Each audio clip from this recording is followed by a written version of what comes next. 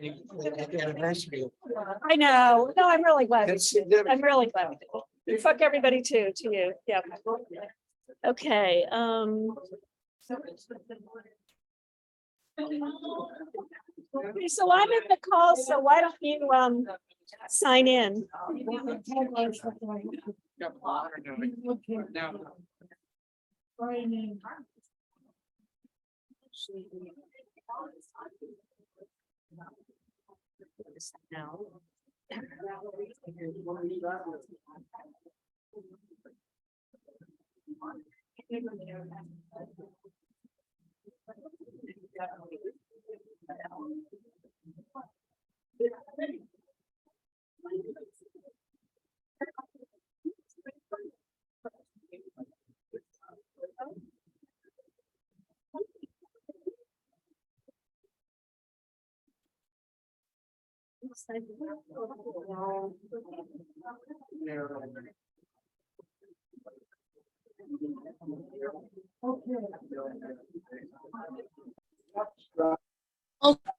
Okay, let us. Okay, so am I being heard now? Yes? Yes. Hello? Hello. Okay, so welcome everybody to the celebration, the 50th anniversary of the world's very first marijuana initiative, the California Marijuana Initiative of 1972, and the birth of the modern marijuana movement. Let's hear it.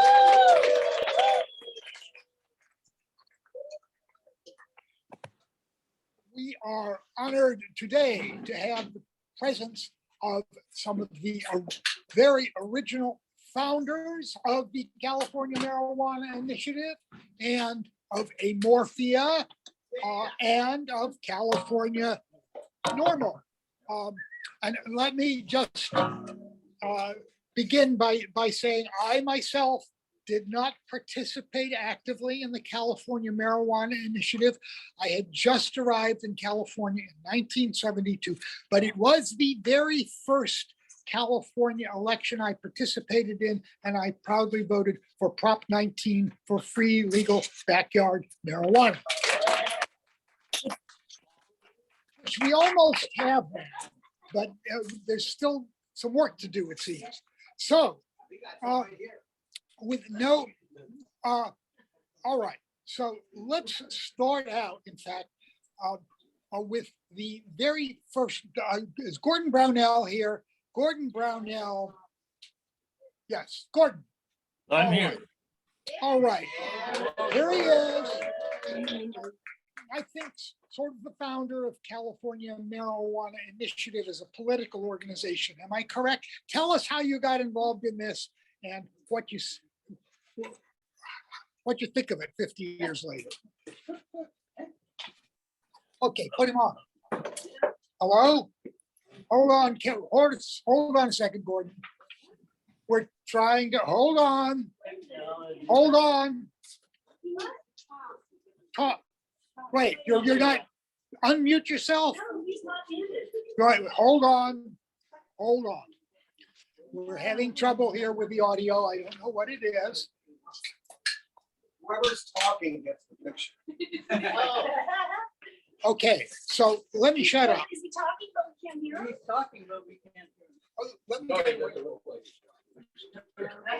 Gordon, speak. Gordon, say something. No, he's not muted. He's not muted. There you go. Okay. Gordon, say something. I did. No. Dennis wants them. Who else can talk? Someone else try talking to see. My screen shows that the number, Yay! All right. my screen shows that the number of people are muted. Keep unmuting themselves. I don't have it set up right. That still looks like shit. Tell everybody to it's not. I have. They won't. They don't. Trust me now. Okay. Still So can't hear Gordon, so hold on. Hold on. Now we're on a big flag. Gordon, you needed to be here in person. Yes, that's. I don't know. And now we can't see Dale at Yeah, all. we're gonna mute this. There it is.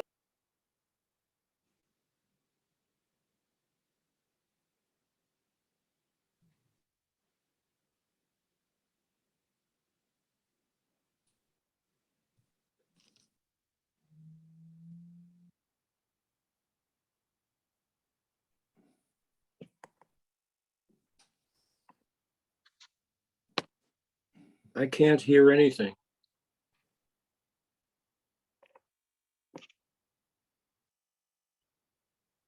I could hear you, Gene. Oh, good. But I don't think any of us can hear Dale. Not anymore.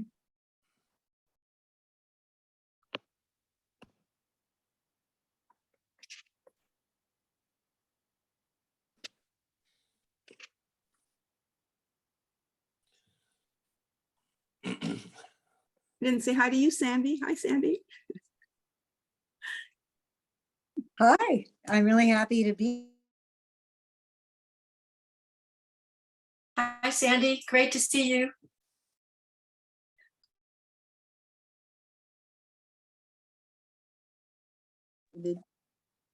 It's great to see everybody. I don't think we've changed at all in 50 years. No. At least psychologically, right, Jean? You're muted. I agree with you, Sandy. We can just talk to each other. It'll be just great. I'm happy. Exactly. I mean, Let's just it's a talk very to- private call. This is great. I feel very happy right now seeing some of my dearest friends who I shared so many wonderful years with. It's really a joy to see you all. Whoop, my cat thinks so too. Yeah, and really good memories, some good work. And I'm proud of it. I love telling the young whippersnappers about what we did. Everyone stay muted except. You might as well take over the program. Yeah, go ahead, Mark. You can unmute yourselves. I think Andrea's not, you're muted. Okay, I'm unmuted. Okay, we're all in. Let them do their thing. Well, Gordon, why don't you start us off? Go ahead. Well, is Ellen muted? I don't, yes, she is, but yeah, Ellen. Well, go ahead, Gordon. I think, I'm guessing Ellen is busy with like making sure this is all And working. she's saying to us, go, Yeah, go, go, go, Gordon. to get everybody's story, like, starting with, as we started. She's emailing you anyway. Gordon, Yeah, I'm here. can you hear? Can you tell us like what the question was? The How way it did was you get involved? How did you get started? and what do you And think we want- after? And we want the truth, Gordon. Right. And we will know. As most of you know, I was a conservative Republican in the 1960s when the rest of my generation were on the other side of the fence. And though I had smoked marijuana while I was in law school, I worked for Richard Nixon and Ronald Reagan in the late 60s and 70s. And it was while I was working for Reagan, I met a woman who introduced me to mescaline, and I ended up taking mescaline for the first time in October of 1970, and that literally changed my mind and my outlook and my whole life. I really was never the same after that, and it's all for the best. I ended up leaving after the Reagan campaign, I ended up leaving Los Angeles where I'd been living, and I moved to Mendocino, where I spent the better part of 1970 writing a novel, which I hoped would be published. I had an agent in New York for it, who was very encouraging, but the book didn't sell, and I gave up my my hopes of being able to survive as a writer, and ended up going back to Washington, where I had been offered a job working with Kevin Phillips, who was a former aide to John Mitchell at the Justice Department, and who I had gotten to know when I was at the White House. And while I was in Washington, I read an article in the Washington Star about the founding of Normal, and it had Keith's name in it, and Keith was the featured person in the article. And I ended up calling him on the phone one day and said that, I was interested in doing volunteer work for Normal if that could happen. And Keith invited me to the Normal office, and I started volunteering. And during the course of that time, I met Blair Newman, who had, as Keith knows, a very interesting role in Normal and the marijuana movement at that time. And Blair and I started spending time together socially, and he invited me to come back to California and go to work for a Morphia. And he said that he would pay me to work for a Morphia. I think the starting salary was like about $400 a week, which at that time was enough to live on when you were living with a group of other people. And I moved into a house in Mill Valley where Mark was living, Mark Heitlinger, and Michael Aldrich, and Blair and Keith Lampy, and then it was basically a communal living arrangement that started me off in a whole new direction in my life. And What year was that, Gordon? that was in the spring of 1972. Okay. And it was at the time that the 72 marijuana initiative was just getting started. Leo, when I came out to California for the first time with Blair, I met Leo Paoli and Michael Aldrich and a number of people whose lives I was going to be joining. And I ended up, I lived at the Morphia houses in Mill Valley, where there were 6 or 7 of us living communally. And it was while I got involved with the marijuana initiative, on the first day that I was working there, I met Sandy Kudik, Alex now, and that was an event that really transformed my life. Alex and I started living together, and we spent 10 years together, and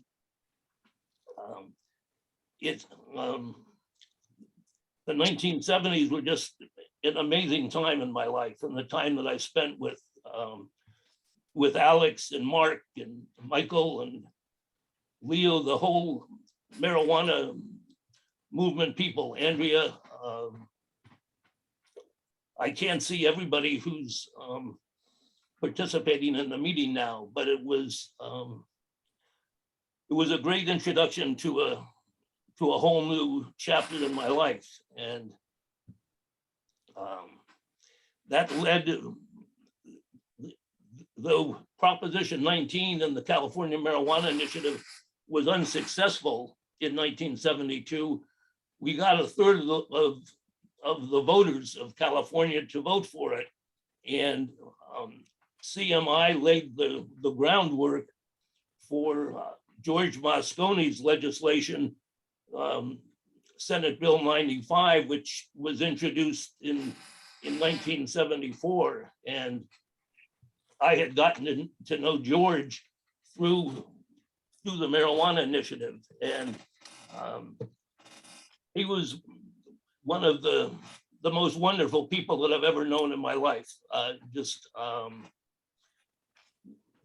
really loved George Moscone, and it was so terrible what had happened to George and Harvey. But they transformed San Francisco and really the whole state of California in a number of ways. And it wouldn't have happened had I not met Blair through Normal. And I continued, even though Blair and Keith had very strong differences at the time, I was somehow able to maintain friendships with both of them, and ended up working for Amorphia, and then later working with Keith on the merger between Amorphia and Normal, and setting up the West Coast chapter of Normal in the fall of 1972. And that's how I met, led to meeting everybody who's participating in this gathering today. And it was a special time in my life with some really special people. And I'm really privileged to be with all of you today, and looking forward to hearing what everyone has to say in terms of our memories together and what we've done over the years. So. Thank you. Okay, can you hear me? Yes. Do you hear us? Do you hear me? Nod. Yes. Okay, so let me introduce now here in person another key figure at the beginning of the other organization that we have not mentioned as much yet, but Amorphia, which is, I guess, the real start of the marijuana movement in California. And we have here Dr. Dope himself, Michael Aldrich. Michael.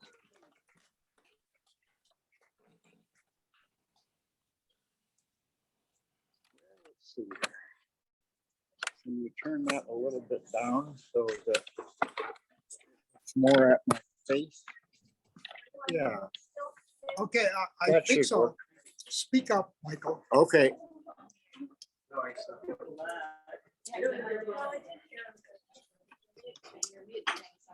That's my computer, not that thing, which is where people are. Go ahead, Michael. Okay, CMI was the first initiative for marijuana decriminalization anywhere in the world. It was also the last truly people's initiative, with 20,000 unpaid volunteers circulating the petition. Amorphia, the cannabis co-op, was founded in 1971 by Blair Newman, Frank Richards, and myself. I have a wonderful picture. Let's see if I can back up enough so you can see the whole picture. He's muted. There we go. Can you hear me? This is, He is not muted. okay. Sorry. This is Frank Richards, Blair Newman, and myself with quite long hair on the day that Acapulco Gold papers were introduced.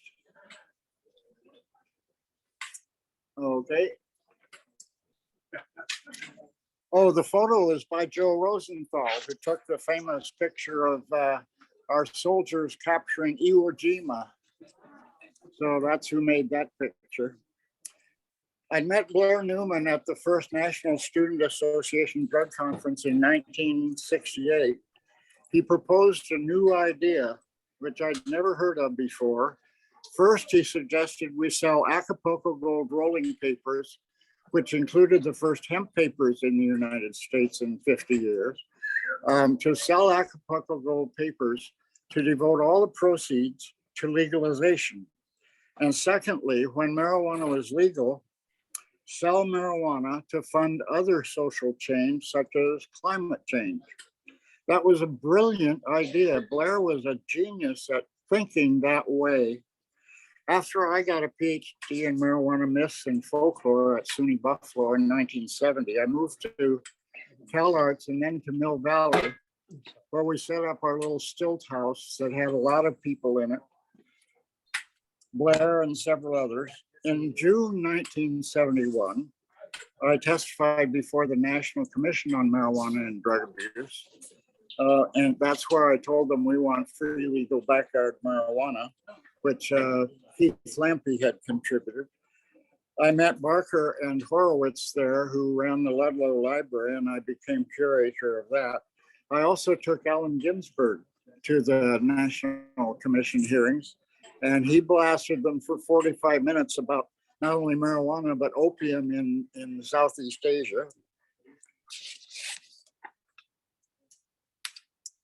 A Foster City attorney named Leo Paoli called Amorphia in November of 71, and he'd been to, he knew that the legislation and the Governor Reagan would not sign any kind of marijuana bill, so he figured we'd better have a people's initiative.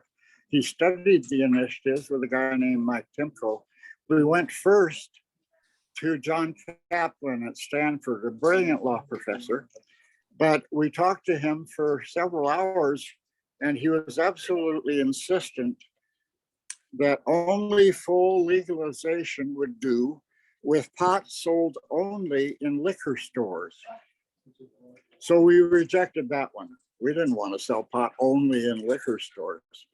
In December 71 and January 72, there were meetings to draft the wording of the initiative, and Todd Micarea, our famous medical doctor who knows more about anybody, who knows more about the medical uses of marijuana than anybody, he and Keith Lampy, who is known as Ponderosa Pine, put together an event called Jocks for Joints. Does anyone remember Jocks for Joints? All right.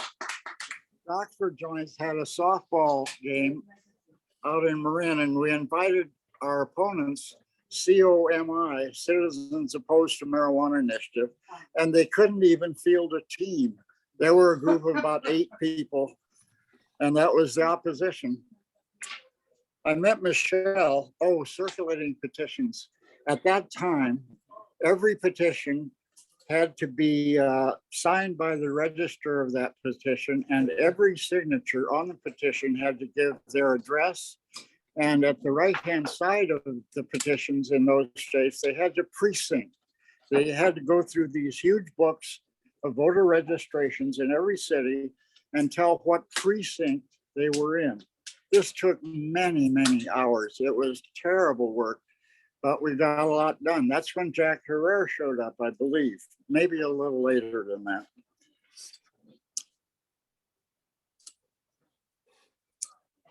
I met Michelle, my lovely wife. This is the most important thing for me in 1972. I'd gone back to the National Normal Conference, and this beautiful woman came up and gave me a peck on the cheek and said, "Hi, I'm Michelle." I invited her to come out to San Francisco and work on the initiative. She showed up 2 weeks later, about Labor Day, and we've been together ever since. So it's not only that, but it's our 50th anniversary of living together. Gordon Brownell came out from the Nixon White House and from the Reagan for Youth campaign. Many others joined us. I don't have time to list everyone, but I want to mention Alex Cusick, Mark Heitlinger. He was our finance officer. He's now the administrator of the biggest synagogue in New York City. I like that one. Michael Bell, who helped us in CalArts, Aline Ottenreith, Andy Belsky, Gene Schoenfeld, Frank McDermott, and Katie and Bill Eager, who are now in Hawaii and for many years kept sending me newspaper clippings about marijuana there. Hundreds of people endorsed the marijuana initiative, hundreds of doctors and lawyers, even poets. Bob Creeley gave a wonderful reading for us at the intersection. And Gary Snyder, I'd sent him a little form asking for his endorsement. We okay? Asking for his endorsement, and he flipped over the page and wrote a poem on it called Hemp. And this poem appeared in Marijuana Review #9 and then was reprinted. Can you see this? Let's see. Go this way. This is Gary Snyder's book called Turtle Island, which has the hemp poem dedicated to me. And this won the Pulitzer Prize in 1975. CMI inspired initiatives in many other states. Jack Herrera was useful in that over the years. And then we had Prop 215 and Prop 64. Prop 64 did not legalize marijuana in California. It let communities vote themselves as to whether to ban marijuana in their own community. Thus, it's not statewide initiative. And the problem for the growers was that the legal licensing fees and permits were so extraordinarily expensive that hardly anyone could afford them. And therefore, there's still a huge, quote, black market, which does not pay their permits and taxes and so forth. Most initiatives are now sponsored by mega corporations, putting millions of dollars, like Lyft did with Prop 26, and the sports betting companies did with Prop 27. So the initiative process has been taken out of the hands of people. As I said, CMI was almost the last one that was unpaid volunteers. I think it was. It's the last one without any paid signature. Yeah. And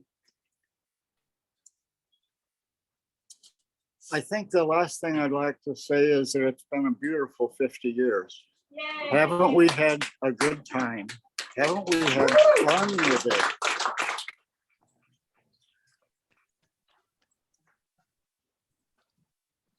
The legacy of CMI lives on. I have 2 storage units full of boxes, about 500 boxes of archives from 1972 all the way up through every movement, every organization that I've been part of. I don't know what to do with my archives. I tried Berkeley, they don't want them, they don't have the room for them. So I'm gonna get some help and make a list of all the boxes that are up there. And just hope we can find somebody who wants to preserve these for future researchers. Yes. Yes. Michael, can I want to Michael? thank Dale and Uh-huh. can I make a suggestion for your archives? The University of Massachusetts is currently archiving all of Lester Grinspoon's archives, all of Normal's archives, all of MPP's archives, and I'm sure they love to have a Morphia or CMI. If you'll send me a private email, I'll put you in touch with the librarian. And where was that? Massachusetts. University of Massachusetts, Amherst. Okay, Serious. great, Good, perfect. great, Thank you. That's a good suggestion. great. Okay. Okay, Thank you, everybody. thank you, Michael.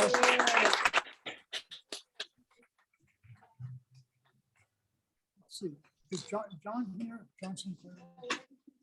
Okay. Hang on. So we have a special guest who's a little pressed for time at the moment, but has blessed us with his presence. John Sinclair, who many may remember, was famously busted for a couple joints and sentenced to 10 years in prison many years ago, maybe 1971, 72. Inspiring a song and a benefit concert with John Lennon, freeing John Sinclair, which in fact did happen. But John Sinclair has been a poet and a prophet, I guess, of marijuana ever since, and we are pleased to have him with us today. John, take it away. Hey. You got your hand in my face. Well, there you go.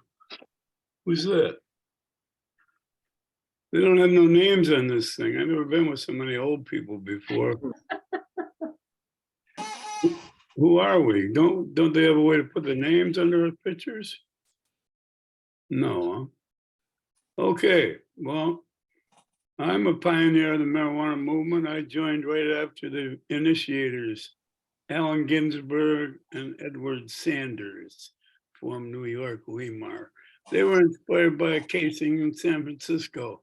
And I can't call the people's names now, but a guy took a joint into the police station and demanded that they arrest him because he wanted to test the laws. This was a great inspiration to me. I was under arrest and I wanted to challenge the laws. I got busted 3 times in all for possession of marijuana. Of course, I possessed marijuana every day for the last 60 years, except when I was in prison, which I understand you can do now in there, but in those days you could smoke cigarettes, but you couldn't have no weed. Part of your punishment. So I was very proud to be part of the 1972 California Marijuana Initiative movement. I had just gotten out of prison on December 13th, 1971. That was 50 years ago. It was 50 years ago when we did all this stuff. I was brought in by my friend Michael Aldrich, who I knew when he was a graduate student in Buffalo, New York, at the State University of New York at Buffalo. And he saw some things from Detroit, Weimar, as I recall. And he was inspired and he entered a lifetime of marijuana activism, and he's known, of course, as Dr. Dope. And he's got the Fitzhugh Memorial Library, and he's still active. Hey, Mike, where you at? Okay, well, I can't tell who's who on here. We're all so old, nobody looks like we used to look 50 years ago. That's for goddamn sure. Yeah, probably a good thing too. Okay, well, in Michigan here, we legalized medical marijuana inspired by California's victory in 1996. Took us until 2008. 2018, we legalized marijuana across the board. Of course, they're still trying to suppress it because the main thing with the marijuana war on drugs is that they don't want us to get high. They don't want us to have ideas. They don't want us to think. They don't want us to be creative. They want us to go to work and do what they say and take the money and buy some shit. And marijuana smokers, I don't know, we're everywhere now. Everybody smokes marijuana. I read about it in the paper every day. Rich people are in there trying to make money off of us. Poor people are trying to get out of prison. Pretty soon I'm looking for a day when it's nothing to talk about marijuana. It's like a cup of coffee. That's what I'm looking at. All this stuff about taxing the growers and taxing the people who provide us with our marijuana I think it's all horseshit. I think that you can grow carrots or lettuce or tomatoes without paying $60,000 to the state. Why can't we just grow some marijuana? That's my endless question. Why can't we just grow some marijuana and get high? Like Morpheus said, we want free, legal, backyard marijuana. Thank you. Forever. Thanks. I gotta go to a poetry reading in Ann Arbor right now at the Third Mind bookstore. My granddaughter's here to pick me up. So nice talking to y'all. Good luck Thank with the future. Appreciate it. Thank you, John Sinclair. Also, on remote, our next speaker, Mark Heitlinger, was also early on involved in amorphia and the famous distribution of cigarette papers that fueled this whole movement. And Mark is here with us from New York, I guess. So now's your turn, Mark. Let's hear from you. Thank you, Dale. Really quite an honor to be in this crowd. I keep mine also handy. Thanks, Gene. But that's original artwork. The significance, I think, of today, I think has something more to do with the beginnings of CMI, amorphia, normal, because that period was 50 years ago. And I was focusing more on the inflection point that those years had on the rest of our lives. In the beginning, when I was with amorphia, Mike Aldrich had hired me. I had written my MBA thesis on the use of drugs in industry. And Dr. Dope was interested in speaking to me about working on the, shall we say, administrative level of trying to keep amorphia going in the process of giving away money rather than reinvesting in cigarette papers. I did oversee the absolute downfall of Acapulco Gold and the rolling papers, but it was for a very good cause, which led us to this time where I can report that I do not have to walk across a street. I live in Manhattan. I do not have to walk across the street. I can go around the corner and buy a pre-rolled joint. Thank you very much. Which is really what I was so much concerned about would ever happen. And it seems to have happened. The whole arguments at this point about the regulatory nature of what the distribution mechanism is going to be seems to me somewhat irrelevant, because I can walk around the corner and quite legally, it appears to be in New York, buy a pre-rolled joint. So I think that accomplishment is something that is quite amazing. And I take a modicum of pride in the fact that we legalize marijuana. I just never thought that would be a phrase that we would just kind of now take for granted. But there's a lot of things, I guess, today that we don't take for granted that we once used to take for granted. And that also puts it into this perspective of time. And so I'm very, very proud to have been a part of it. Yes, many of the generation of today don't remember the past, and they should. And Keith's idea of helping Michael get the archives in a safe place is just really heartwarming. It's really a menschlich thing to do. And over the course of time since then, I left Normal. Something about a party. They had a party sometime. I don't remember it. That's my constant answer.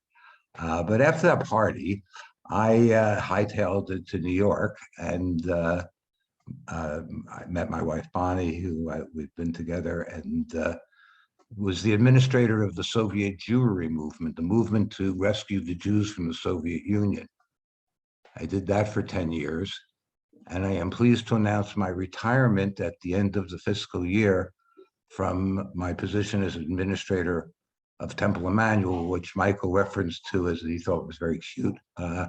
I found that it's 34 years that I've been here, and the other night, it's almost an ending to this parentheses. We had President Clinton and President Bush speaking at the temple. Getting to meet them seemed to be just a highlight. And so hopefully I'm going out on a good note. And with that, I'll say goodbye.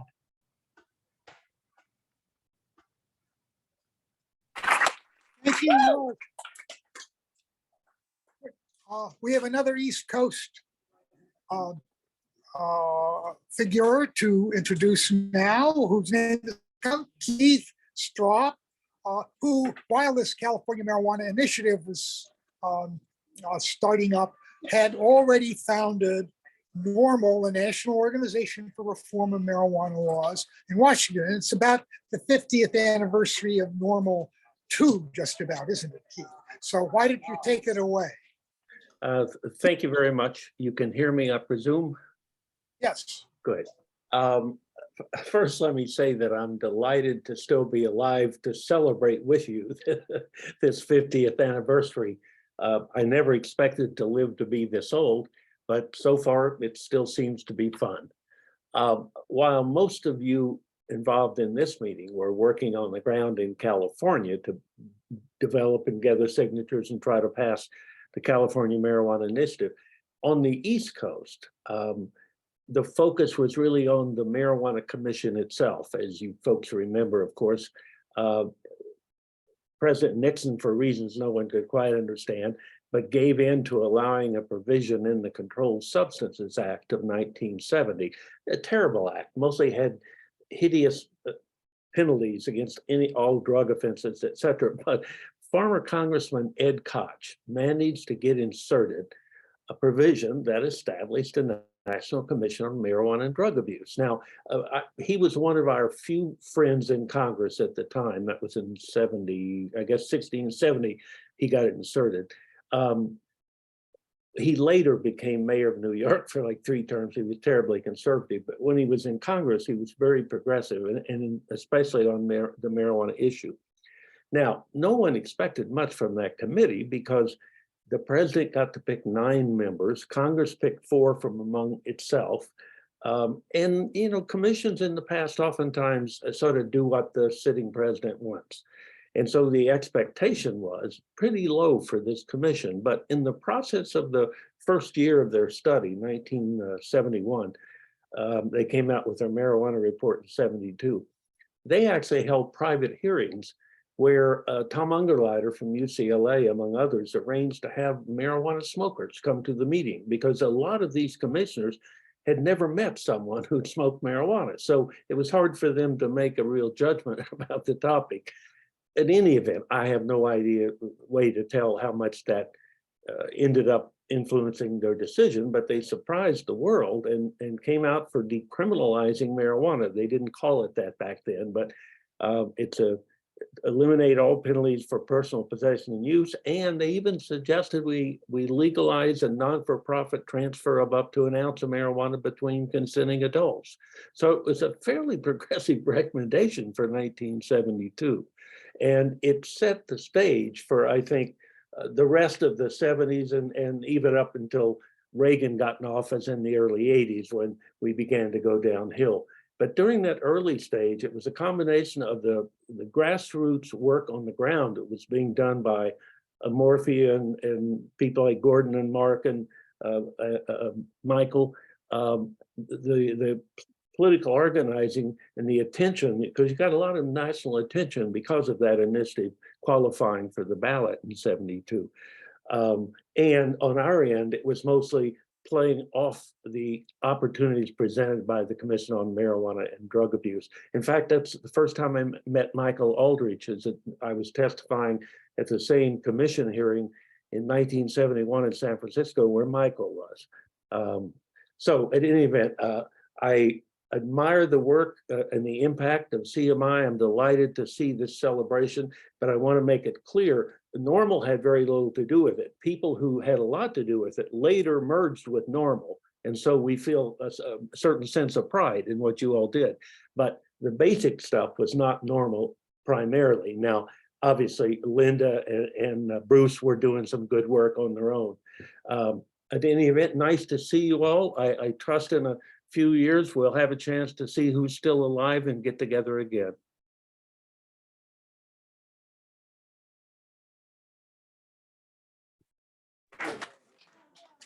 And maybe marijuana will really be legal by then.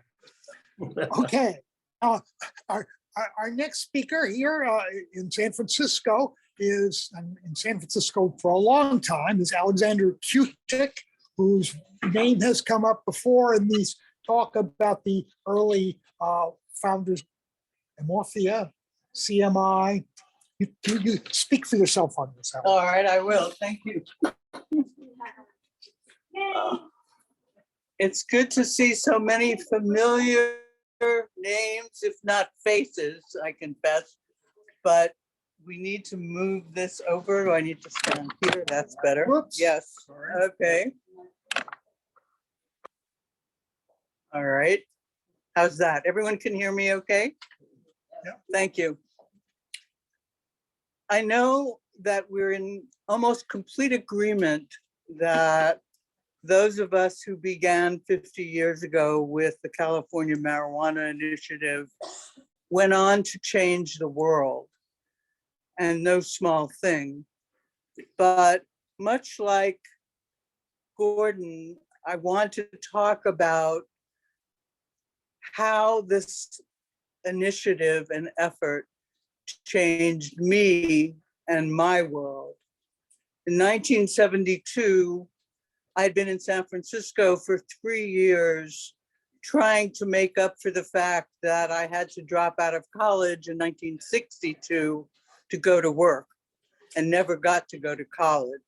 So I came back to San Francisco to try again. I wound up working for a CPA as an apprentice in an office located 3 blocks from the state headquarters of the California Marijuana Initiative. I was smoking dope then and very much aware that that was the one thing in my life that made me vulnerable to the criminal justice system. I knew that wasn't right. I knew it had to change, and I knew that I had to do something. So one day I walked 2.5 blocks down the hill to Filbert Street to the state headquarters of the California Marijuana Initiative. Much like the scene in The Wizard of Oz where Dorothy opens the door and the world turns to color. Much like Alice in Wonderland and Through the Looking Glass, I opened that door and my life changed. Gordon and I locked eyes, and everything else that followed was a duet of amazing politics and love. And I am so grateful to that time in my life, to Gordon personally for showing me what my real life was meant to be. And I am so glad we're all here together again. Thank you.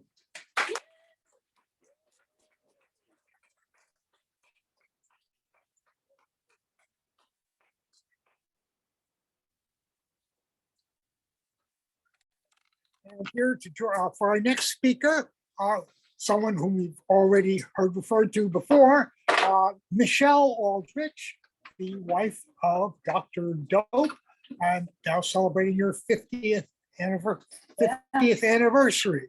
Michelle. Mrs. Dope. Mrs. Dope. I love it. Why not? Hey. Now, how are we going to do this? That's fine. That's a little bit better. Okay. And January 19th, by the way, I want to thank Dale and Ellen for putting all this together. I think it's just been amazing. I've seen so many people I haven't seen in years, and the one comment that I've heard that is funny is, I mean, Michael had hair down to his back and I had hair down to my ass. And the only one now that has long hair is Keith Straub.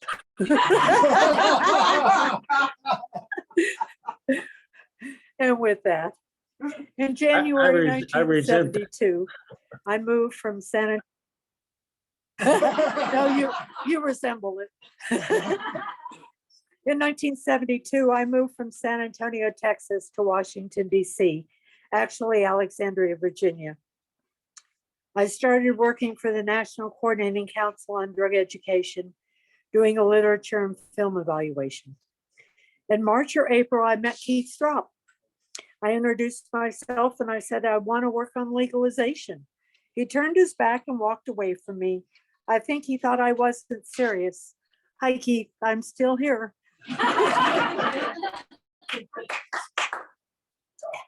People asked me why I wanted to work on legalization. I answered, people shouldn't go to jail for smoking marijuana.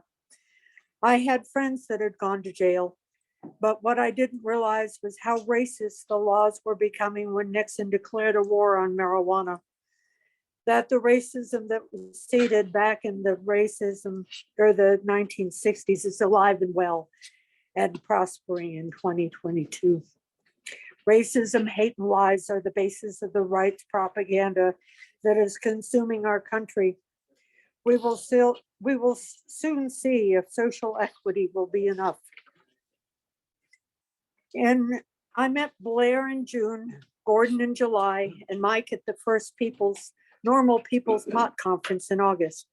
It was a joint conference with the Coordinating Council, two birds with one stone.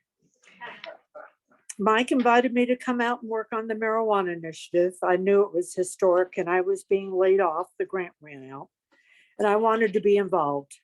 So I said I'd be there in 2 weeks. I got here on Sunday and we started living together on Monday.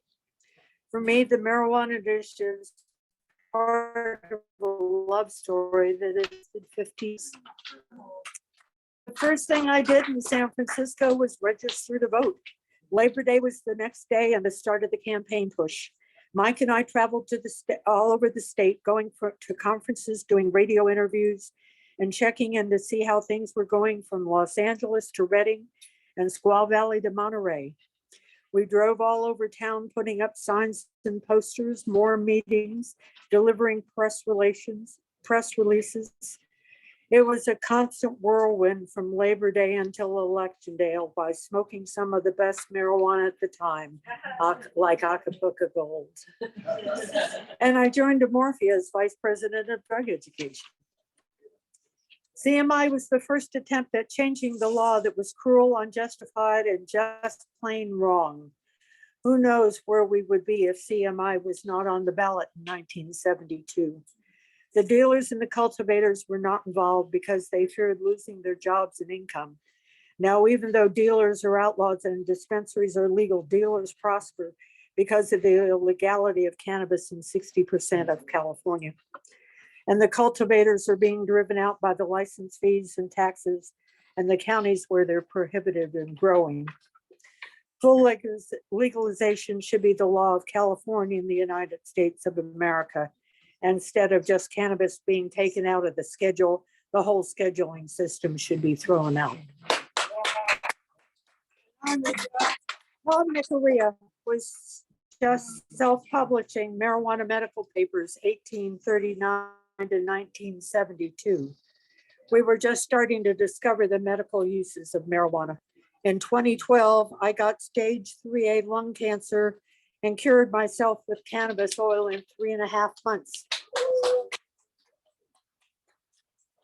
Little did I know that a simple question that Jack Herer asked Mike Is there anything else you can do with hemp besides make rolling papers? That it would lead to a renaissance and an interest in the many uses of hemp and gather more supporters for legalization. We're still waiting for hemp to realize its potential. We realized we were making history at the time, but we did not realize that the politicians were paying attention. But within 3 years, George Moscone, who was the majority leader of the California State Senate, got Todd, Gordon, and Michael to do the research on the costs of enforcement that led to the law being changed from a felony to misdemeanor with a $100 fine. CMI became the foundation of what cannabis legalization would look like until 1996, when Prop 215, the Compassionate Use Act, became law, legalizing medical cannabis in California. The first law of many changing the landscape of cannabis around the world. A few of us in this room worked on writing that law. After the initiative, Mike and I worked on the next issue of the Marijuana Review for what seemed like years, but was over months. Relived the initiative from start to finish in our living room, and the story is told in issue number 9, which is. Can we see it? There's. That's it. That's the story.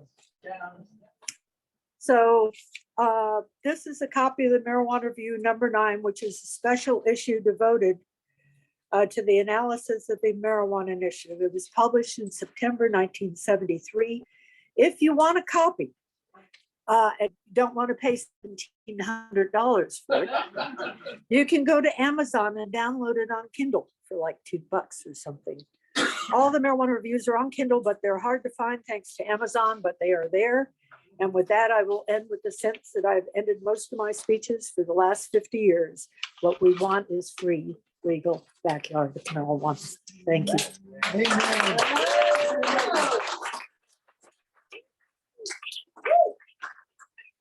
I also want to thank Michelle for putting us in contact with a lot of old veterans of and pioneers of the marijuana initiative, whom I did not know or had lost contact with. And then Dr. Todd Micarea came up, and actually there were doctors were involved. A lot of doctors supported CMI 72. In fact, Dr. Joel Fort, now deceased, who was a drug abuse specialist, wrote one of the ballot arguments, or signed the ballot arguments for Prop 19, as it was called. Another doctor who is with us today on remote is Dr. Eugene Schoenfeld, otherwise known as Dr. Hip, who had a column in the, I think, and well, certainly in the Berkeley Barb and elsewhere, in which he told a lot of the medical truths about marijuana. And Gene, why don't you, the mic is yours. Thank you, Dale. Yes, in the early days of Amorphia, often people connected with Amorphia would gather it at my home. I was living then in Stinson Beach, California, and often people would come there and do their planning for Amorphia. And I tried. I don't know if can you read? Yep, them? yep. Acapulco Gold papers. There they are, framed. Yes. Yes, these were given to me by Michael Aldridge about 7 years ago. So after those days at Stinson Beach, I was writing my newspaper column, Dr. Hip or Hippocrates, which did begin in the Berkeley Barb and was syndicated in many underground newspapers, so-called underground papers. And then it went into the San Francisco Chronicle and was syndicated by Universal Press Syndicate. So what I did was try to give objective information about marijuana. I never told people they should use it, but I tried to discount some of the propaganda against it.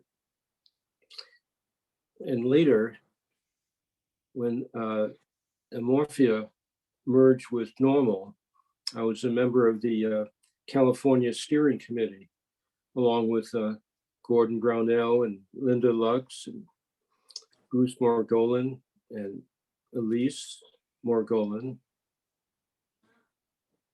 And we met often in Los Angeles at that time. And it was when Prop 216 was passed, allowing for medical use of marijuana. I believe that Todd McRae and I were the first two physicians to issue marijuana recommendations. Actually, Bruce Margolin was one of the first medical marijuana patients. And I know that because I issued him his first medical marijuana recommendation.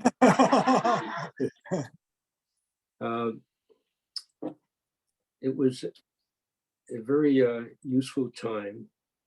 When that happened, the Attorney General of California issued a memorandum to all the local district attorneys in California, saying that if they ran across any medical marijuana recommendations issued by Todd McArea or Eugene Schoenfeld, that they should right away contact the Attorney General of California to let them know. And this made me cautious. I guess I was more cautious than Todd because I never had any problems from the medical board, because I always felt that if I just acted as a usual physician, doing what a usual physician would do, that I was all right. And it was true. So it was very interesting to see it morph from medical marijuana until a point where we have an imperfect law in California, but it allows adults over 21 to use marijuana.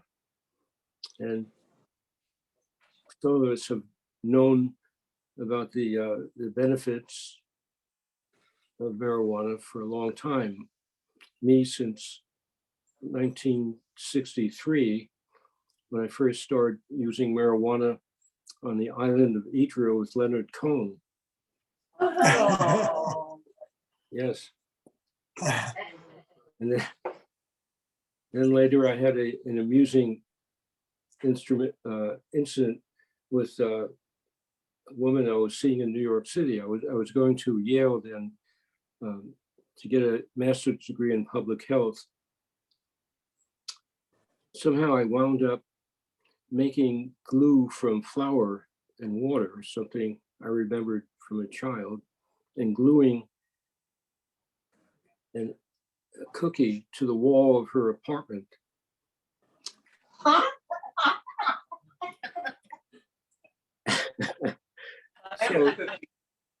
So I think we've all had a lot of fun and have had other benefits from using marijuana and from providing information to people so they could benefit from the medical effects of marijuana. Usually it produces relaxation in people. And that is a great benefit for people, particularly now. Now more than ever. So I am, like all of you, very glad to see all of you. I haven't seen Mark in many, many years. Every now and then I've run into Keith and Linda and Gordon, and Michelle and Mike. Well, thank you. Dr. Smith. You know, and you mentioned, by the way, that now it's legal for adults over 21 to get it, but actually the 1972 initiative was for anybody over 18, just to be clear about that. Also, you mentioned patient number one in California, Art Owen, who is right here with us today and is at the center of the action in Los Angeles. Bruce? Thank you very much, Dale. It's a pleasure being here, everybody. An honor and a privilege to be amongst this group of people. And I think we represent the example of that fact marijuana is good for you, right, guys? Look at all these people here. Very elder. Speak up louder. I said we represent the fact that marijuana is good for you, okay? It's evident by the people that are here. And it's good for longevity as well. Why am I so messed up here? Okay, there we go.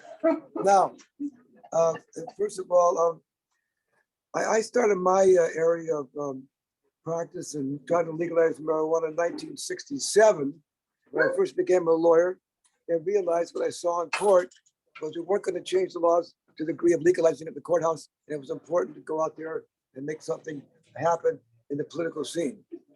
At that time, I started an organization called CAMP, the Campaign to Abolish the Marijuana Prohibition in 1967. And I ran for public office, state assembly in 1970. And I guess a 26-year Republican incumbent called Charles Conrad in Hollywood Hills, won the primary and lost the election by less than 5%. And that changed much of West Side politics, ultimately joined by other politicians that saw the reality of the legalization of marijuana was a good political idea. And I was proud of my work there.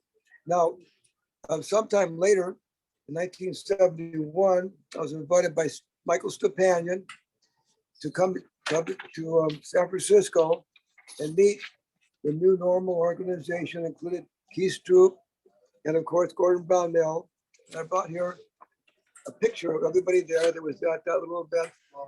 And there's the left side is Michael Stepanian. Then we have that beautiful Linda Lux. We have Gordon Brownell there. You can see him and his beautiful wife. Then we have, Gene Schoenfeld. And then we have Elise Margolis, my wife, and myself at this particular meeting. So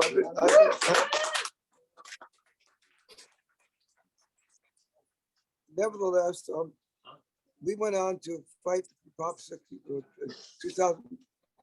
1972, and my office acted as the headquarters for Los Angeles.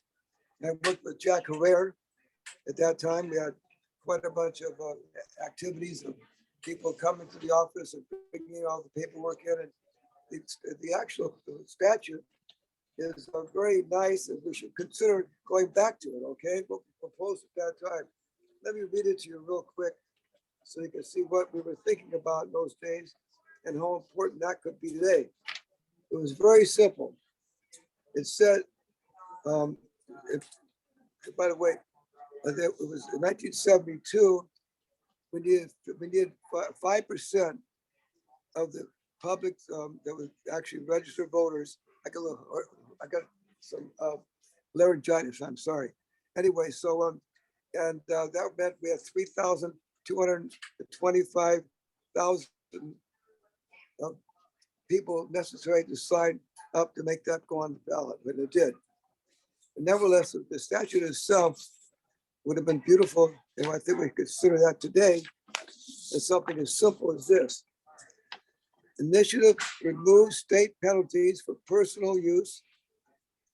Propose a statute that would provide that no person 18 years or older shall be punished criminally or denied the right or privilege because of his planting, cultivation, harvesting, drying, processing, or otherwise preparing, transporting, possessing, or using marijuana.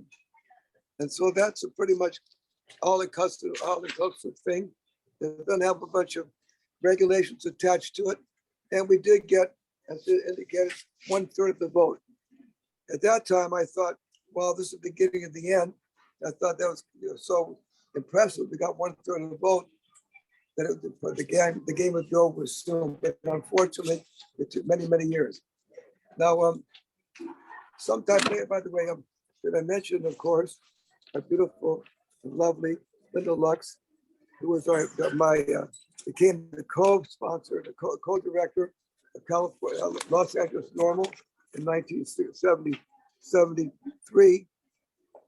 We opened up an office and at my office, and it continues to exist to this day. We're still doing very well in Los Angeles Normal. If you're not familiar with our activities down there, you can look at the the High Times magazine this month, 5-page article about LA's Normal's activities regarding Senate Bill 34 that allows provision of marijuana to patients and to veterans.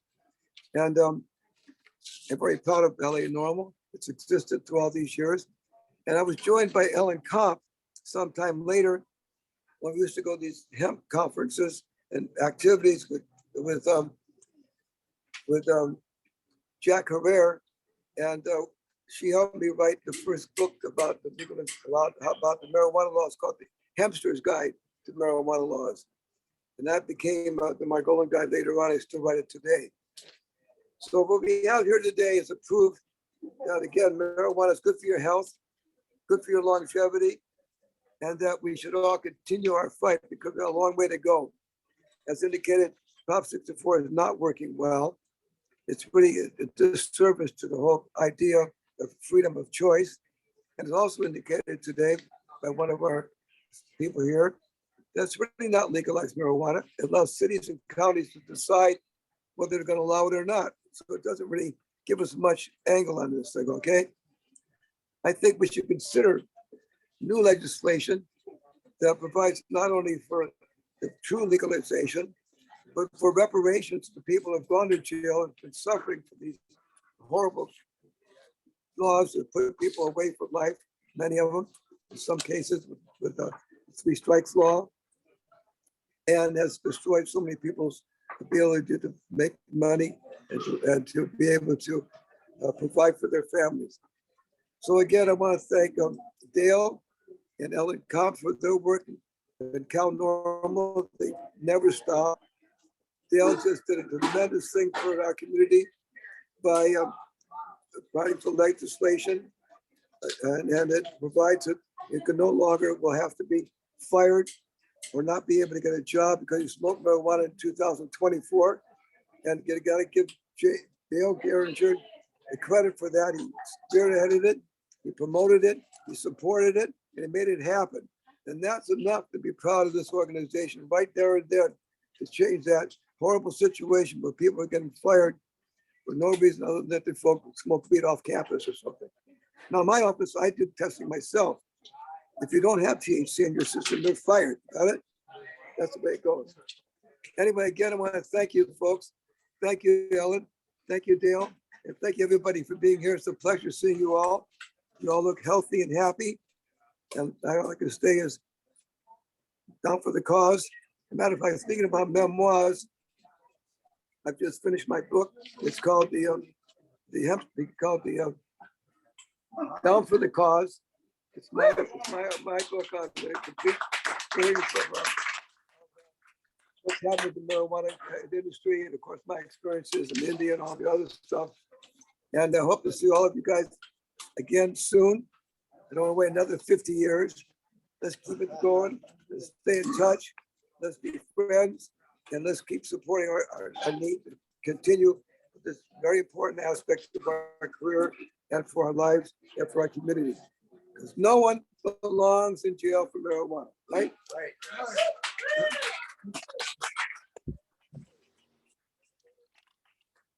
And while we, Dale, you skipped me. I was about to call on you, Sam. Okay. Speaking of Southern California, we have with us the illustrious, I think, Orange County coordinator for the signatures for CMI 72, Sam Clowder, without whom I think this event might not have happened, because it was Sam just insisted that we had to have a reunion on this date, in fact, a week after the election, to celebrate and commemorate CMI 72. So here's Sam Clowder.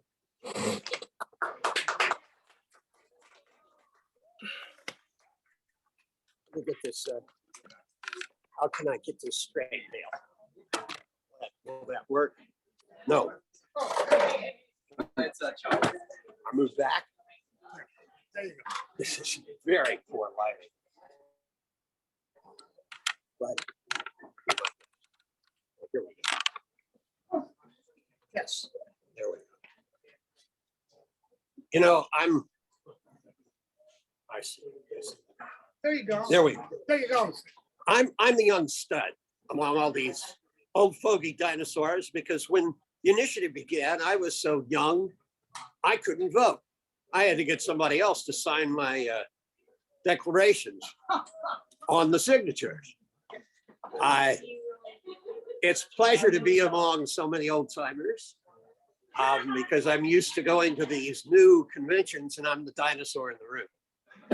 But because of that, I don't have all the memories you have. And I have written something that I want to share, which gives a perspective on what has been shared.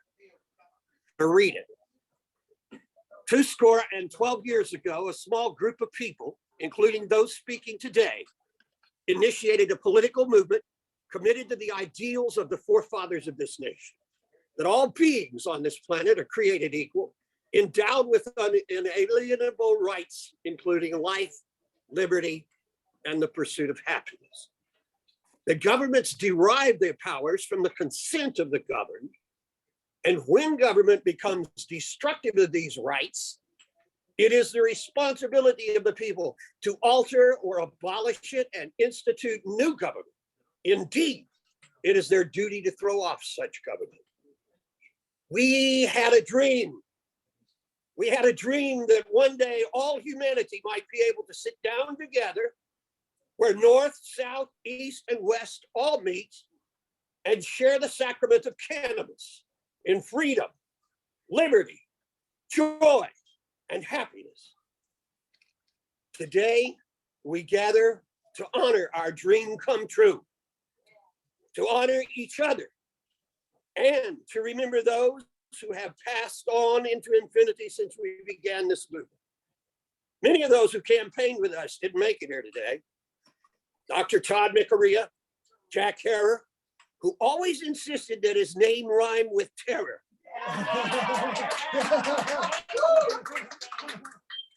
Dennis Perone, and so many others. We all saw the promised land together. We all shared the dream, and their spirits are here too, to celebrate with us today. There were many times when I thought cannabis legalization would never happen in my lifetime. And boy, what a long, strange trip it's been. Because it did happen. Because we made it happen. Because we didn't stop. Our initiative in 1972 failed to legalize cannabis, but we didn't stop there.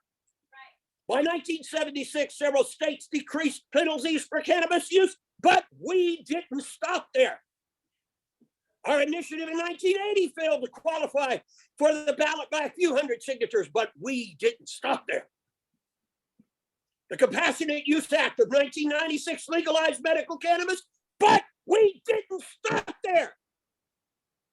The Industrial Hemp Farming Act was passed in California in 2013, but we didn't stop there. The Adult Use of Cannabis Act legalized cannabis in 2016, but we didn't stop there. And now we know this movement will never stop. This movement will continue on past all of our lifetimes. As we look to the future, it is for you, the newer generations of freedom lovers, to commit yourselves to the unfinished work which we gave our lives for here, to dedicate yourselves to the great task remaining before us. All of us have been or will eventually be replaced by those of you who must continue this work past the legalization of drugs until every sovereign individual on this planet is free to seek their own path to find liberty, justice, happiness, love, and peace.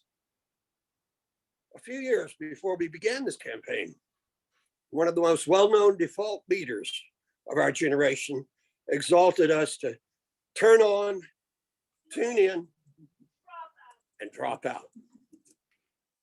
With experience, we have learned he was right about the first two, but not the last. As we continue to fight against this war on drugs, which is really just a war on the people who use drugs, let us turn on, tune in, and take over. Not drop out, but take over to end all laws which penalize individuals for their own choices of what they wish to do with their own bodies and minds in their individual pursuit of happiness. The world will little know nor long remember what we say here today, but it can never forget what we achieved 50 years ago, when, with the first time the world ever had a chance to vote on the cannabis laws, Proposition 19 fired a shot which is still being heard around the world.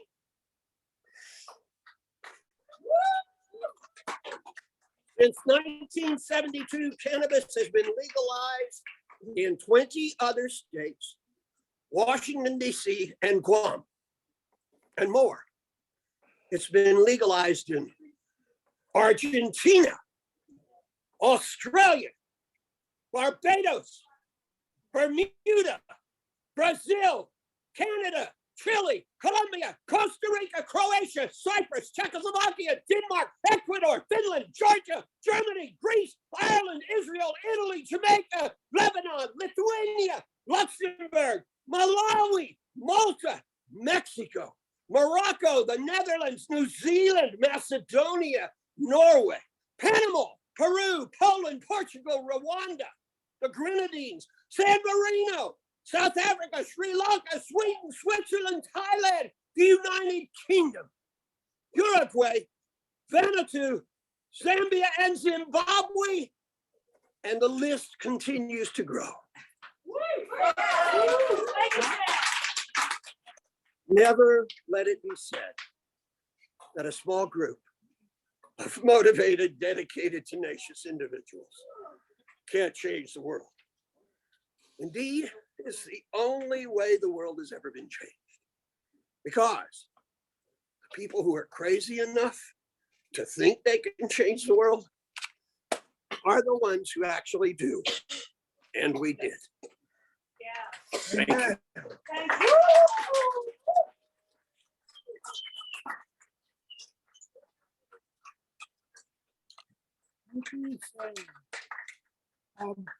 We'll next turn to remote again to Los Angeles, which we have heard from before with Bruce Margolin, but he mentioned Linda Lux, who is with us here today on the screen. So Linda, it's your turn.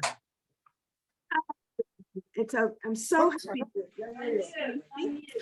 You're on mute. No, I'm not. Someone has to unmute me.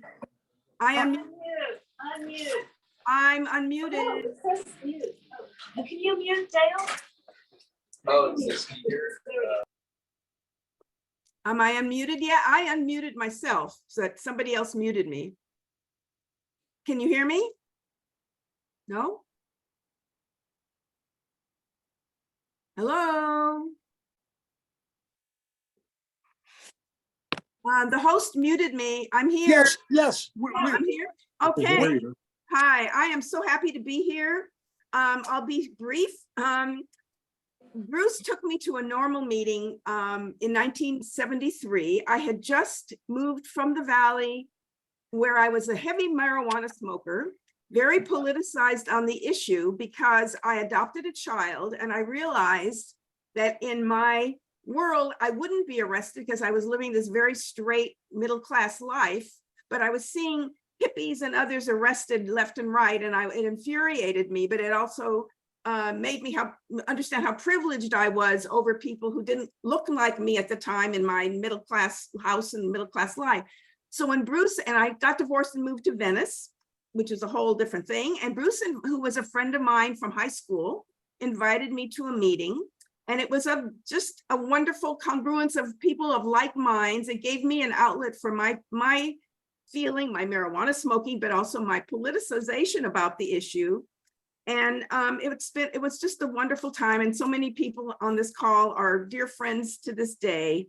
It was just one thing that gives me great pleasure now is that when our little group decriminalized, we lobbied Sacramento, we passed the first decriminalization law in California. And it was just an amazing accomplishment, and the rest is basically history. But one thing that gives me pleasure now is to tell young people, including my grandchildren, that I was one of the people that began the decriminalization in California laws, and I'm just very, very proud of it. A lot of media in Los Angeles. We did, when Bob Randall came through, we set up press conferences. We just did a lot in LA for normal.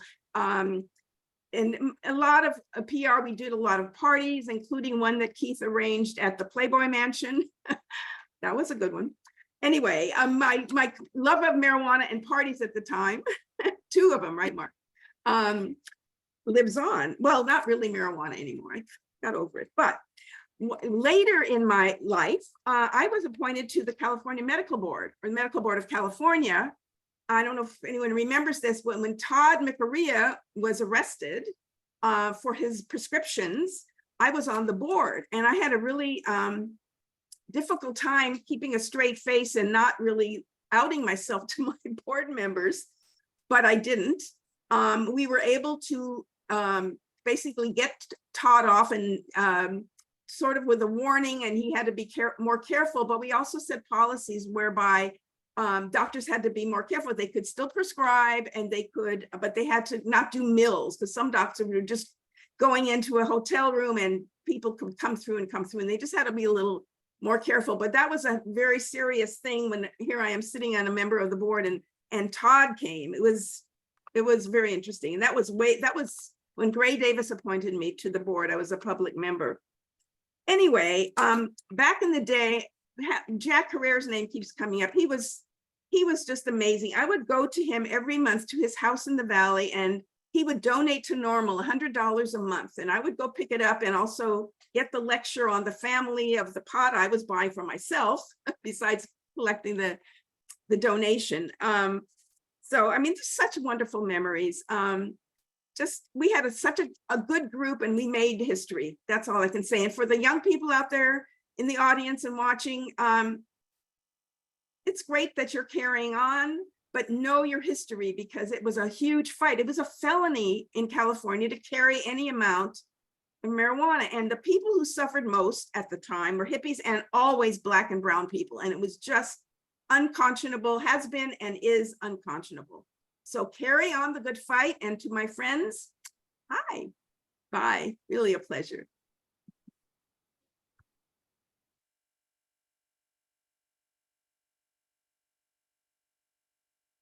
Yeah, thank you. Thank you, Linda. We have one more person on remote today who we haven't recognized yet, is Andy Zanko. I believe she's in San Francisco, but she's in remote anyhow. So Andy, would you like to introduce yourself? Yes, of course. Thank you. Thank you, Dale. And it's a pleasure to be here, and absolute delight to see some of my old buddies. I was a small cog in the wheel. I knew Mark Heitlinger from back east. In 1970, I was teaching first grade Monday through Friday, going into New York, dropping acid and watching the Grateful Dead Friday through Sunday, and then back teaching first grade Monday morning. 1971, I came out following the Grateful Dead. And here's where it gets a little muddy, and I'm going to need help, because I remember vignettes. I knew Mark. I know that I was picked up hitchhiking by Bill Holzman, who I ended up working for. He was an immigration attorney, may his memory be a blessing. And he became the attorney, is my memory, for Amorphia. Please correct me if I'm wrong. And somehow I landed with Amorphia in the very beginning. And Mark, I just don't remember the sequence of events, but I ended up being a partner to Blair Newman for a while. I can't remember. That was a step, right. That was a step. I can't remember how long, but we were together for a while. I even remember working with Jean Schoenfeld. I was working with you a little bit out of Stinson Beach. I think part of my job was walking Ahab, the huge black Great Dane, on the beach, which I loved. And I became the first person you would see when you walked into Amorphia. I was the receptionist, I guess, the greeter. I know I was there because I made the front page of the Phoenix on July, on let's see, February 7, 1974. And there I am counting, looking at initiatives. Apparently I was, it says here that Andrea Belsky at Amorphia checks the marijuana initiative petitions. So I know I was there. I know I used to roll a really good J. I know that I was known for that. I also apparently wrote, I must have been helping putting on concerts at Amorphia, fundraising, because look, I wrote this by me status report of concerts, boogie music by me, and I know I was there, so which really helps the memory. It was a wonderful, wonderful time. I believe what happened when Amorphia merged with Normal, I believe I went back to school, and I went to graduate school. I actually worked at UCSF for 35 years in medical genetics, clinical genetics. I now am retired with 2 small grandchildren. I have a little 2-year-old and a 3-week-old granddaughters. But I look back at this time period and I love Gordon and Michael and Michelle and Mark and Alex and Jean, and we were a community. And I lived in that house that you guys were talking about with Blair. I mean, we lived in concert together, and it was such a warm and loving, most of the time, community. Hey, we were a family. Families can be dysfunctional. But we were always there for each other. And I look back at it with such fondness, and I see you, and I love seeing you, and I love reconnecting with you. And I also wanted to say, that Leo Paoli, Art Sokot, Blair Newman, Bill Holzman, may their memories all be a blessing. I think of them a lot still. And I'm just so glad that I was there at the beginning. I wish I could remember more. I wish I could piece it together a little bit better, but I'm so grateful to have been there at the very beginning. And I really do love y'all, and very heartfelt feelings to every one of you. Thank you. That's about it. I can attest that everything you said was true. And I will double down on it and express appreciation to Dale for organizing this gathering. I hope that you have the possibilities of creating some kind of network of pioneers for future reference, and to see if we can continue on with the success that we've made. And thanks, Dale, just for doing this. Thank you, Mark. And let me ask, can I see your T-shirt a little bit more? Is that the mouse T-shirt? Well, it's Let's see. Yes, yes, yes. Okay, so did you get? That's definitely, yes. No, the Kelly maps, and I think one of them, Oliver Shulam, is gone as well. Designed it for the initiative out in, I guess it was near Mill Valley someplace where the studio was. And they made T-shirts for the initiative. That was I think we were selling them for $3. It was like ridiculous. That's good to know. I inherited some of them when I took over Cal Normal, but I didn't know that they went that far back. I just knew that they were Stanley Mouse shirts. And I still have a couple in my T-shirt collection. I have to go. Okay, well, thank you very much. Bye. Oh, I'm sorry to leave. Bye, Linda. Okay. Bye. Take care. Great seeing you. We have, to my knowledge, 3 more speakers here who were especially involved later in California Normal as California Normal formed following the initiative and the combination of amorphia with normal. Bill Dake, are you here at the moment? Yes, there he is. Bill, why don't you come up here? And then we're going to have Frank Huback and Jane Pitts, and that will end the program. Okay, Bill. Bill, you used to sponsor our Golden Gate run for legal marijuana and other good causes like that. And I have, here, hold on. Okay. It's a matter of praying. Right, hold on.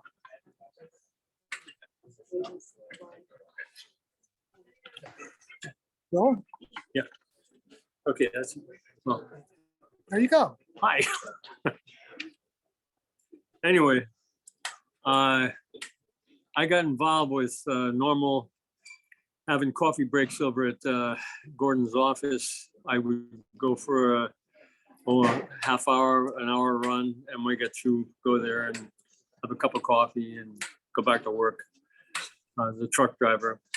Anyway, he was a great guy. I admired him very much. Sorry you didn't see him here, but he's here earlier. Oh, okay. I wasn't. He's here. He's here. Actually, I think he's here at the moment. Actually. Okay. Well, I'll try to look him up anyway. So anyway, I went to Ceremony Plaza and I got 5,000 signatures there. I had a weekly, a daily thing after work, we're at a table. Okay, so that was 1980. And we didn't make it. And I thought, holy crap, I got a lot of signatures. I see a lot of other people got signatures. So the job I had took me to the basement at the city hall. I see foxes. Maybe it was 2 stacks, but I know it's 1 stack. And they're, large bookcase boxes. And they were full of a new thing we came out with that year, a card. You registered yourself to vote on it. And as soon as you did that, you're legal to sign an initiative. So we did that. But this stack didn't get counted because it was after everything's over. And I see this thing and then there must have been at least 10,000 signatures right there in that 1 stack. Probably more than that because how thick is a card, Anyway, so that should happen. And we should have made it on 1980, but who are you going to talk to? It's all over. They already done the thing. So anyway, I got involved a little later on with another outfit. I'm not trying to de-promote Normal. I love Normal, but Leap is another outfit that did pretty well. I'm a former police officer who was dismissed because I had wife problems, and I blame it all on her. What the hell, But anyway, so I had kind of a door there, and Norm Stamper, the retired police chief who just retired from Seattle, says, Bill, he says, can you help me when I come down there? I need somebody to chauffeur me around and take me to different places, you know, UC and all the different police departments where he wants to speak. And LEAP was law enforcement against prohibition.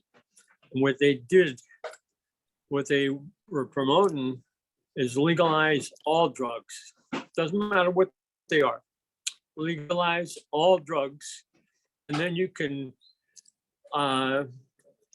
ratchet it down by the way you know, I can't think of the word. I just got out of the hospital and I lost a lot of memory. But his, I get nervous. What? Go Leap. Leap. Yeah. Well, anyway, leap. Leap one. Yeah, regulation is the word I was looking for. You can all be done with regulation. You don't have to make anything illegal. You can regulate it down to the point that it's illegal, you know, and you can regulate it up and fit in wherever it fits. So I think we have to look at different ways about drugs in the future. And I think we're pretty much over the hill on this one, over the hump, you know. I think we're doing about it, you know. But yeah, it's good to stick together, have parties and stuff like that, you know. So that's it. I don't have a lot more to say besides that. Thank But you. thank Thank you, Bill. We're almost over the hump, except the federal law is still the same as it was 50 years ago when the 1972 commission came in. So our next speaker is Frank Hubach, who was on the California normal before my time and into it. Helped hire me. So Frank. Thank you, Dale.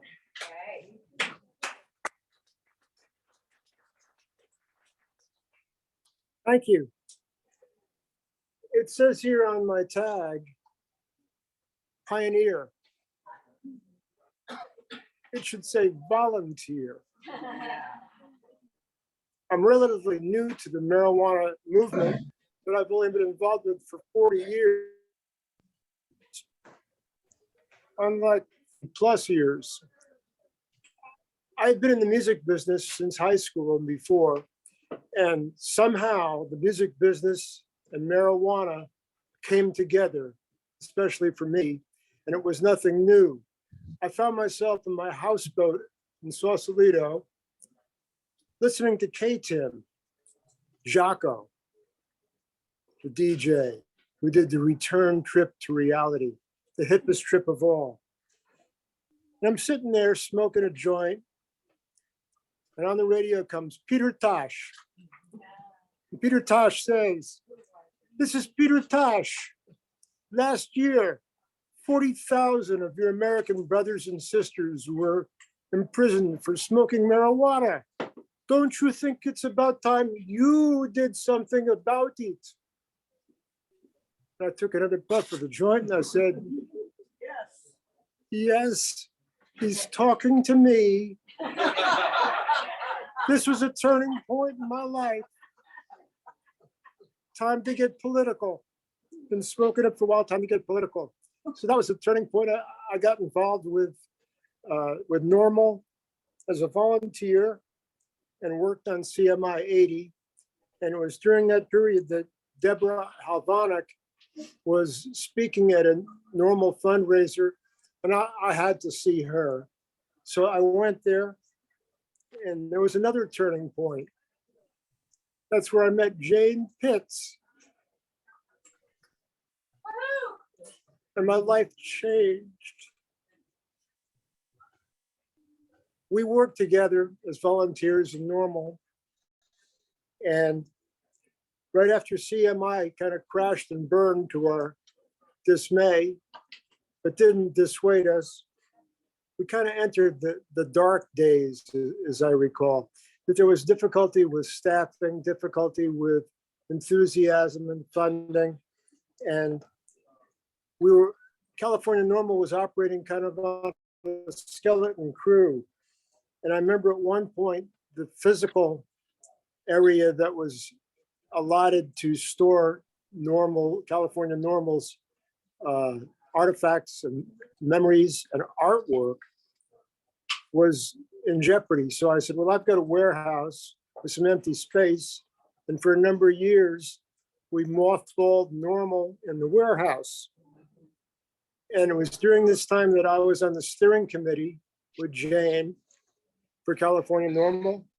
And we were having a change of leadership. And Fran McDermott was leaving us, and we needed somebody to run the ship, be at the helm. We were introduced to Dale Geringer, and we immediately recognized that this was the perfect fit. And we helped at that time make the transition to handing the helm to Dale. That's worked out rather well. Now, hasn't it? And I've continued with Jane, various Normal functions, helping out when we can. And as recently as the past 4 or 5 years working in Martinez, where we live, getting a dispensary past the city government. It was extremely difficult. We first went there. This little side story. There were 24 kids wearing t-shirts that say, just say no, just say no. And we kept going to meetings and doing public speaking. And by the time we finished, there were members of the city council who were saying, well, yes, I'm in favor of medical marijuana. I have some of it flowing in my veins right now. It helps me greatly. So we managed to turn the tide. It doesn't come easily. So it's been, as you said before, a long, strange trip, but a good one. And I'm glad to be on the train. Thank you.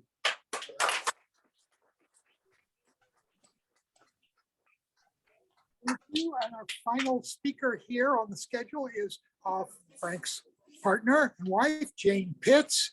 And after that, if people on remote want to put in some final thoughts of their own, they're welcome to do so. We will conclude the program. Jane. No. No.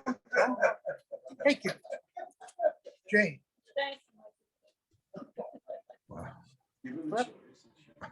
Hi, I'm Jane Pitts. I have to make a correction from what Dale said. Frank is not my husband. As a divorce lawyer, I would never get married.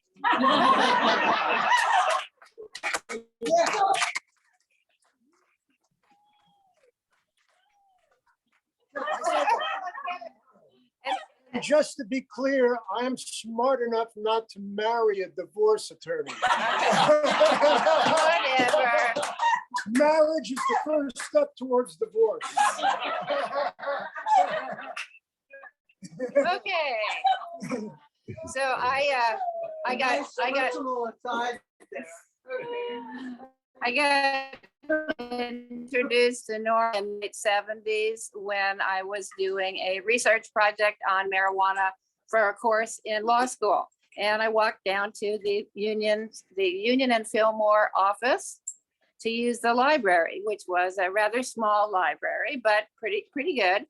And I went in the office and met Gordon, and I could still picture him sitting with his feet up on the desk in front of the giant bay window. And I sat myself down and started doing the research. The library corner was in the same big room, so I could hear everything that was going on, and it was nonstop. Telephone calls, radio interviews, television interviews, more phone calls, visitors, this, that, and the other thing, the entire day. I was astounded. So at the end of the day, I asked Gordon, was this like an abnormally busy day? And Gordon said, no, actually, it was a little slow today. Okay, so I came back another day or two and listened and heard everything, and then got intrigued and began to volunteer. So I came, I think, about 1 day a week and continued working and got a real world education, a real life education, as opposed to what I was getting in law school, which was necessary, but different. And my first big bit of education was in 1979, when Judge Halvonik and Deborah Halvonik were busted for felony cultivation. And I worked gathering some data on that case. And I saw the evidence of felony cultivation were a planter box of small seedlings. And I was in court to watch the disposition when Judge Halvonik came before the court. And when I will not forget the smirk on the DA's face when Judge Halvonik said, okay, I've thought about it carefully and I've decided to resign my judgeship. So the DA smirked. Halvonik got penalized with a small fine, and then the whole matter was gone, and that was the end of it. So that was pretty shocking to me. I didn't understand what selective enforcement meant until that time. Then after that, I graduated from law school in 1980, and in 1981, when Gordon and I had passed the bar and were ready to start, we decided to open our first law office. And I was very pleased to hear Bill Holzman's name come up, because Gordon and I opened a law office in a suite of offices that was rented by Bill Holzman. So I guess we were like sub tenants. And we shared the same office, which was also rather interesting and sometimes problematic. In any case, we did our first and my only criminal jury trial under the tutelage of Leo Paoli. That was quite an adrenaline rush.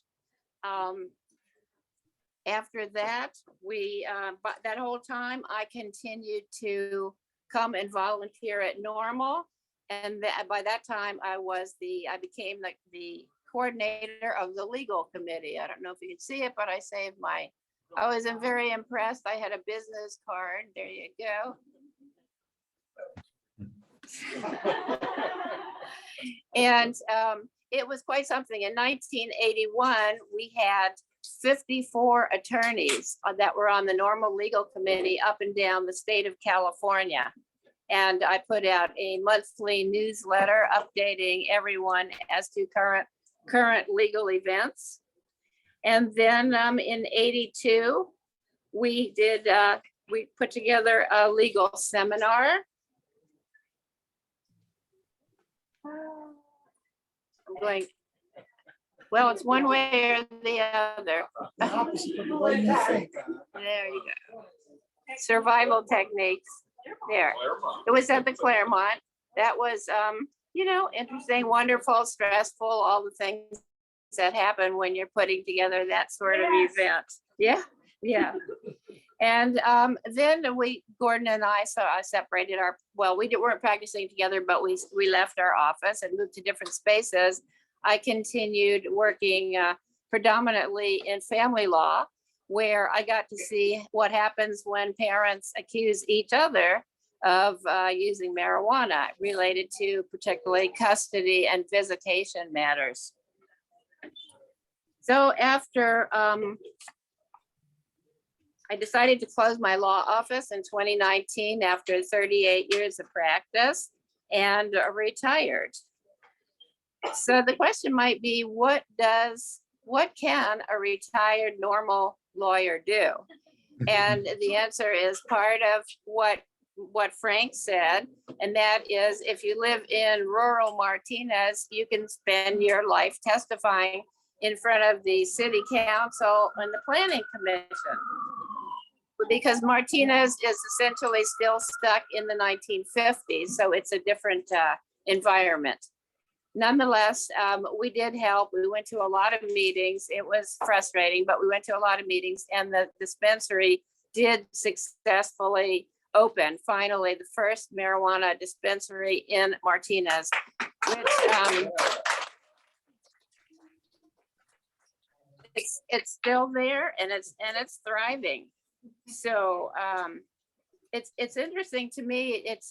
I kind of feel at this point that my marijuana voyage has almost come full circle, because I find myself using THC and CBD for glaucoma, which is interesting because unlike Robert Randall, who was busted in 1976 for the same type of usage, I have legal access to it, but nonetheless, my ophthalmologist may not write a prescription for specific preparations for marijuana. So I work with an independent cannabis physician who consults with me and makes recommendations as to my use. It's amazing.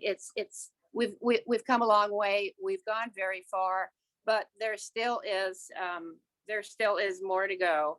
And I nonetheless, I have enjoyed every minute of my association with Normal. It gave me a lot. I'd like to think I gave something back. And I am a proud pot pioneer.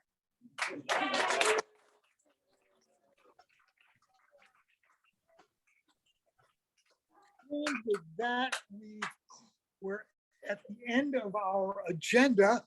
If anybody out there, Mark or Gordon or who else, Andy, has some parting thoughts, speak now. They will be recorded for posterity, or else hold your peace. And it's been wonderful having you with us today.